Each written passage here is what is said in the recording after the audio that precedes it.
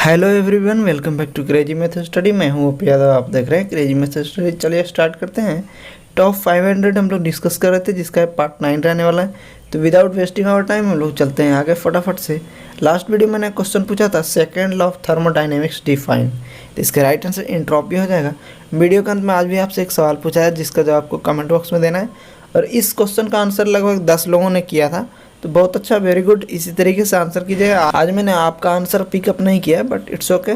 चलते हैं आगे। और लाइक टारगेट 30 याद रखिए, जल्दी से जल्दी कंप्लीट कीजिए, ठीक है।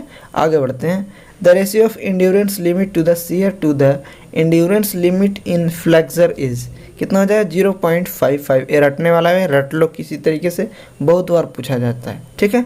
चलते हैं आगे। The resistance to fatigue of material is measured by, क्या हो जाएगा? Endurance limit. या फिर बोला जाता है कौन से लोड अप्लाई करके हम लोग इंड्योरेंस लिमिट को चेक कर सकते हैं? तो याद रखिएगा, कंप्लीटली रिवर्स लोड, ठीक है। दैट मीन्स साइक्लिक लोड, है ना, उसी को कहते हैं। चलते हैं आगे। Stress concentration is caused due to abrupt change of cross section. एक तो ए आंसर होता है abrupt change of cross section, एक तो ये आंसर देख लीजिए। एक और क्वेश्चन आता है जिसमें ऑल ऑफ दिस आंसर करके देते हैं, तो अब दोनों याद रखिएगा, ठीक है। आप मिला लीजिएगा एक बार। The design of pressure vessel is based on, क्या हो जाएगा? हुप स्ट्रेस, PD/2T, ठीक है। हुप स्ट्रेस के ऊपर हम लोग डिज़ाइन करते हैं प्रेशर वेसल को, ठीक। चलते हैं आगे। और ये सिलेंड्रिकल प्रेशर वेसल की बात कर रहा हूँ, ठीक है ना। चलते हैं आगे। According to Indian standard the diameter of rivet hole is made larger than basic size of rivet by कितना? अगर 2 mm ज़्यादा रहेगा, 2 mm ज़्यादा रहेगा कब? जब उसका डायमीटर 39 mm से 48 mm के बीच रहेगा तो, ठीक है। ये अच्छे से याद रखिए, बहुत बार पूछा जाता है, VVI है, ठीक। The wire rope makes contact at dot dot dot of groove of the pulley, कहाँ पे? बॉटम पे रहता है, और जो हमारा वी वेल्ट रहता है वो साइड पे टच करता है, ठीक है। आगे बढ़ते हैं। The V belt make contact at dot dot dot of groove of pulley, कहाँ पे? साइड ओनली पे, सिर्फ साइड में कॉन्टैक्ट करता है, ठीक है। अच्छा, दोनों का एंगल आपको याद है ना। वायर रोप की जगह पे आप एंगल बोलिएगा, इंक्लूडेड एंगल, तो कितना होता है? 45। अगर वी वेल्ट के केस रहेगा तो 40 डिग्री आप याद रखिएगा, या फिर 30 to 40 डिग्री एंगल आप याद रखिएगा, बिल्कुल अच्छे से, ठीक है। आगे बढ़ते हैं। Efficiency of a square thread is maximum then helix angle of thread will be, क्या हो जाएगा? 45 - 5/2। ये जो लिखा हुआ है याद रखिएगा, क्या?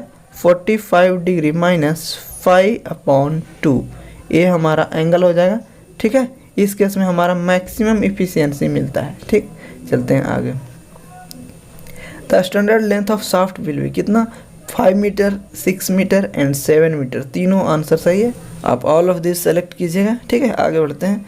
Longitudinal joint of boiler is use to get required, क्या? डायमीटर मेजर करने के लिए हम लोग लॉन्गिट्यूडनल जॉइंट का यूज़ करते हैं, ठीक। आगे बढ़ते हैं। The lap joint in always fail in, कैसा?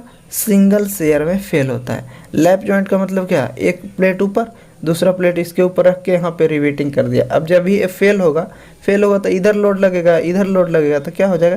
ये रिवेट के अंदर सिंगल शेयर हो जाएगा, ठीक है। चलते हैं आगे। Single strap butt joint always fail in, single strap butt joint बोल रहा है, तो ये भी सिंगल शेयर हो। कैसे?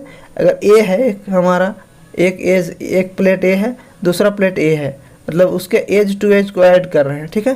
दोनों का एज यहाँ पे मैच कर रहा है। अब इसके ऊपर एक स्ट्रैप दे दिया, स्ट्रैप मतलब ऊपर से प्लेट रख दिए, एक ही प्लेट रखे हैं। अब इसके बीच में हम अगर रिवेटिंग करते हैं, एक यहाँ पे, एक यहाँ पे, ठीक है, दोनों को अब ऐड कर दिए, तब ए अगर फेल होगा तो ये भी सिंगल शेयर में फेल होगा, ठीक है। इसको भी आप अच्छे से याद रखिएगा। आगे बढ़ते हैं। Cast iron pipe are mainly used, किस लिए यूज होते हैं? In water and sewage system, जो पानी हम लोग ट्रांसमिट करते हैं ना एक जगह से दूसरे जगह, इसमें हम लोग कास्ट आयरन पाइप का यूज़ करते हैं, ठीक है।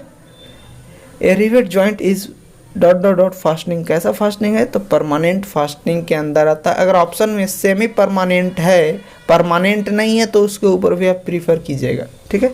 आगे बढ़ते हैं। Connecting rod is usually made from, कौन से?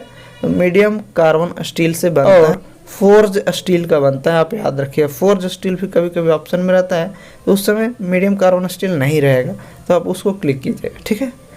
The sliding pair, turning pair and screw pair form, कैसा पेयर, लोअर पेयर फॉर्म करता है, ठीक है। The lower pair R dot dot dot pair, कैसा पेयर होता है, सेल्फ क्लोज पेयर होता है। थोड़ा सा आज तबीयत ठीक नहीं है भाई, तो मैनेज कर लेना, आवाज़ अच्छा नहीं आ रहा होगा, ठीक है, बट इट्स ओके, कोई दिक्कत नहीं है। चलिए आगे बढ़ते हैं। The electron beam welding is carried out in, कहाँ पे होता है, तो वैक्यूम के अंदर।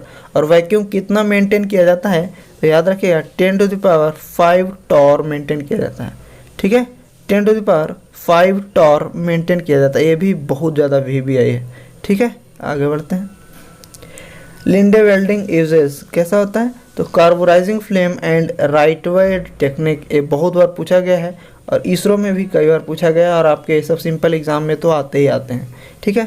The oxygen cylinder usually painted with, कैसा कलर से, तो ब्लैक कलर से। ये पानीपत रिफाइनरी में पूछा गया और सब रिफाइनरी में पूछा जाता है। एक तो क्या कलर पूछ लिया, अब इसका प्रेशर भी पूछ लेता है, तो याद रखिएगा 70 से 280 आपका जहाँ भी ऑप्शन में रहेगा उसको आप इजीली क्लिक कर दीजिएगा, ठीक है।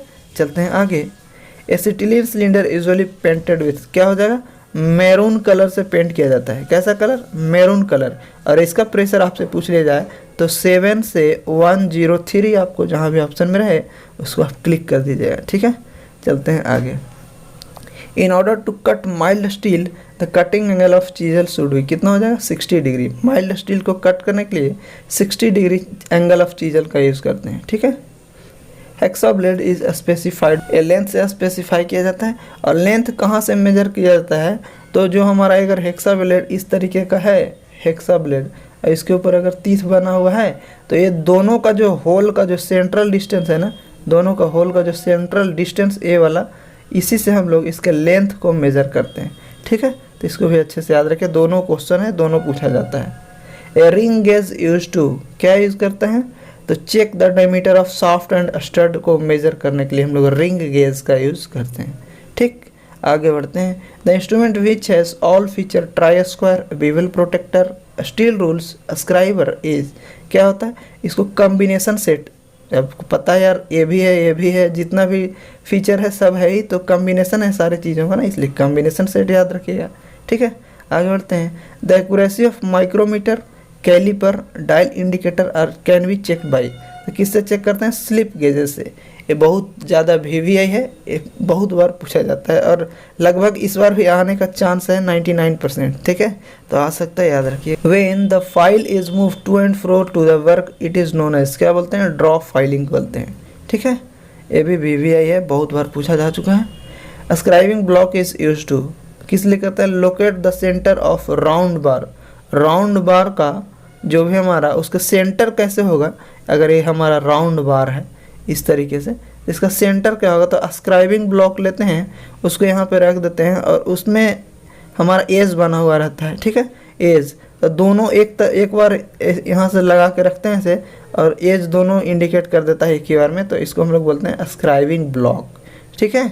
Mild steel during machining produce, कैसा, कंटिन्यूस चिप प्रोड्यूस करता है, तो बिल्कुल अच्छे से याद रखेगा। और ब्रिटल बोलेगा तो डिसकंटिन्यूस चिप, ठीक है ना। चलिए, cast iron during machining produces, cast iron segmental chip, brittle बोल दे या कास्ट आयरन बोल दे, दोनों तो एक ही है, तो सेगमेंटल चिप या फिर डिसकंटिन्यूस चिप भी रहता है, तो आप याद रखिएगा। क्वेश्चन ऑफ द डे है, rivet is generally specified by head, length, head diameter या सैंक डायमीटर, तो क्या होगा इसका आंसर, आपको कमेंट बॉक्स में ज़रूर कमेंट करना है। Thanks for watching.